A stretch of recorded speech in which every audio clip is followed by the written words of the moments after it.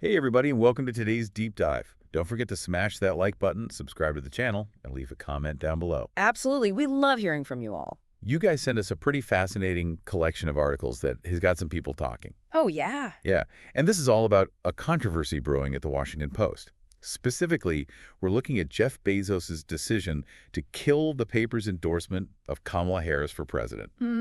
So we're going to be diving deep into excerpts from a Daily Beast article titled Top Editors Eviscerate Jeff Bezos' Decision to Kill WaPo Endorsement. That sounds juicy. It is, trust me. And these former Post editors are not holding back. I can imagine.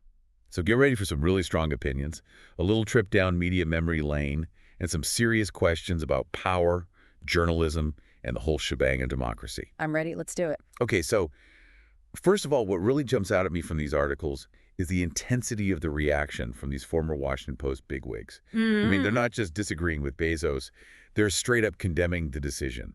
Yeah, it's pretty wild. They're using some pretty loaded language, too. Oh, absolutely. They're not mincing words. Like, you've got David Moranis, who won a Pulitzer Prize for his work at the Post, right? Yeah. He calls Bezos' decision contemptible and flat out cowardice. Wow.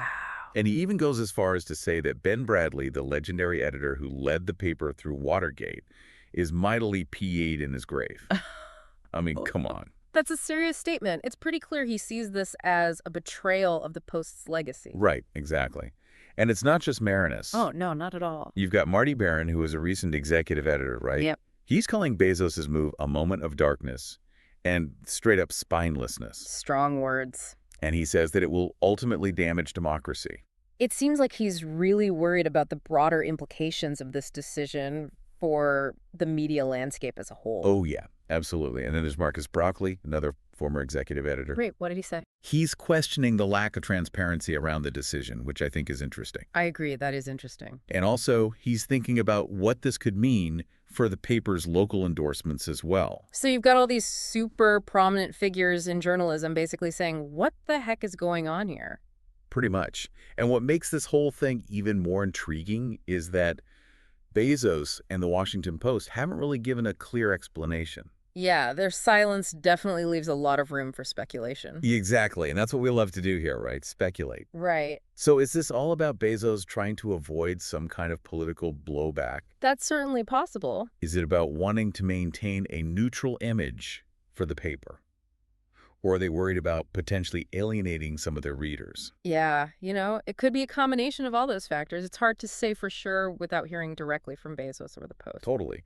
And, all of this is happening against the backdrop of some pretty intense political polarization. You're right. We're in a pretty charged climate right now. Absolutely. And I think that makes this whole situation even more complex. Yeah. Especially when you consider, the historical context of the Washington Post, right? Yeah, how so? I mean, think back to Katharine Graham and the whole Watergate scandal. Yeah, right. They were fearless. They challenged the Nixon administration, even when it was super risky. That's true. It was a defining moment for the Post and for journalism in general. Absolutely. Yeah. And now we have Bezos seemingly, shying away from a potentially controversial endorsement. It's definitely an interesting contrast. Right. And it raises so many questions about, what's changed, what's at stake, For sure. What does this mean for the future of journalism? Yeah, and what about free speech? And what about the role of, these super powerful individuals who own these major media outlets? Is this setting a dangerous precedent for other media owners? Yeah, could this lead to more self-censorship? It's possible, right, where journalists are, afraid to report on certain things or express their opinions because they're worried about the consequences.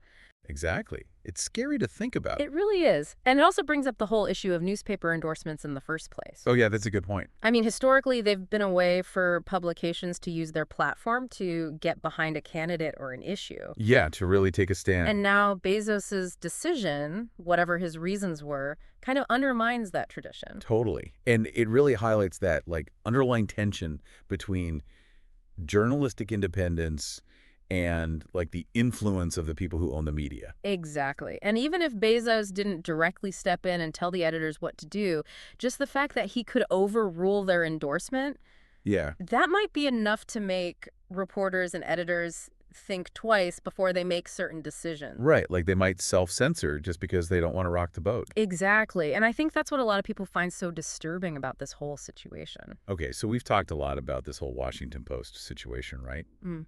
What do you guys make of all of this? Yeah, what are your thoughts? Is Bezos' decision just a sign of the times we're living in? Or is it a purely business move? Maybe it's something else entirely. What could this mean for the future of media and democracy?